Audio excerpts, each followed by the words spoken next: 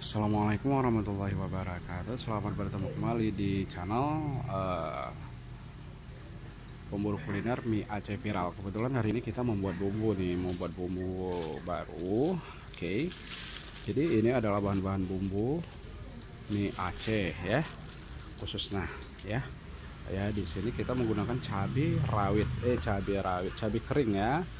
Dan ini bahan-bahan yang lain tambahannya yaitu bawang merah, bawang putih sudah berada di dalam ini, dan juga beberapa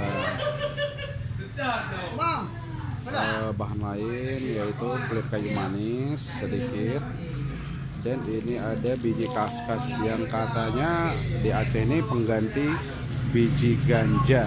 Begitulah info yang tersebar ya, dan ini ada lada.